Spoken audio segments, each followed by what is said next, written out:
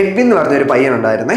അപ്പൊ അവന് ആഗ്രഹം എന്ന് പറയുന്നത് വലുതാകുമ്പോഴത്തേക്ക് പട്ടാളത്തിൽ ചേർന്ന് ഒരു നല്ല പട്ടാളക്കാരനായി തീരണമെന്നായിരുന്നു അവന്റെ ആഗ്രഹം. അപ്പൊ 10ാം ക്ലാസ് ഒക്കെ കഴിഞ്ഞ് നിൽക്കുന്ന സമയത്ത് അവന്റെ നാട്ടില് ആർമി റിക്രൂട്ട്മെന്റ് ക്യാമ്പ് വന്ന്. നമുക്കറിയാം, ആർമിക്കാർ റിക്രൂട്ട് ചെയ്യുന്ന സമയത്ത് വളരെ ചലഞ്ചിങ് ആയിട്ടുള്ള സ്പോർട്സ് ആക്ടിവിറ്റീസ് ആണ് ഈ വരുന്ന കാൻഡിഡേറ്റ്സിന് കൊടുക്കുക.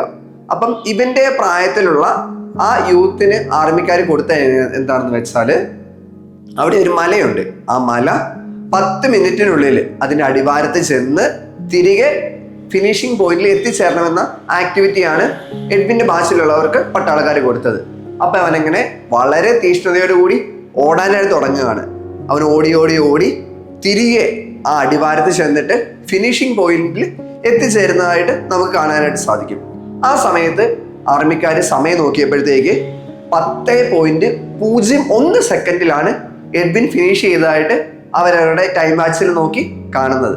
അപ്പൊ അവര് എഡ്വിനോട് പറയുകയാണ്, മോനെ 10 മിനിറ്റ് ആയിരുന്നു നിങ്ങൾക്ക് തന്നിരുന്ന സമയം, നീ 10.01 ഫിനിഷ് ചെയ്തതെന്ന് പറയുകയാണ്.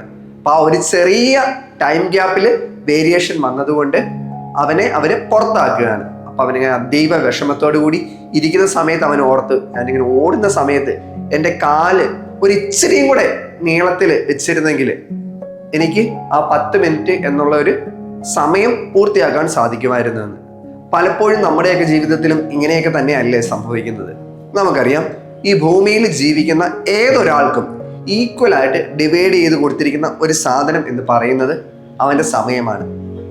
ആർക്കാണെങ്കിലും ഒരു ദിവസം എന്ന് പറയുന്നത് 24 മണിക്കൂർ മാത്രമാണ്. അപ്പം നമുക്ക് ലഭിച്ചിരിക്കുന്ന ഈ സമയം നമ്മൾ ഏത് രീതിയിൽ പ്രോപ്പറായിട്ട് വിനിയോഗിക്കുന്നുവോ എന്നതിനെ ആശ്രയിച്ചായിരിക്കും നമ്മുടെ കരിയറും നമ്മുടെ വെൽത്തും എല്ലാം നമുക്ക് ബിൽഡ് ചെയ്യാനായിട്ട് പറ്റുക. പലപ്പോഴും അനാവശ്യമായിട്ട് നമുക്ക് ലഭിച്ചിരിക്കുന്ന ഈ സമയം നമ്മൾ കളയാറില്ലേ? ഏതിനാണ് ഇമ്പോർട്ടൻസ് കൊടുക്കേണ്ടത്, ഏതിനാണ് മാറ്റി വെക്കേണ്ടത് എന്ന് തിരിച്ചറിയാനായിട്ട് വ്യഗ്രതപ്പെടുന്ന ആളുകളെ ഞാൻ കണ്ടിട്ടുണ്ട്.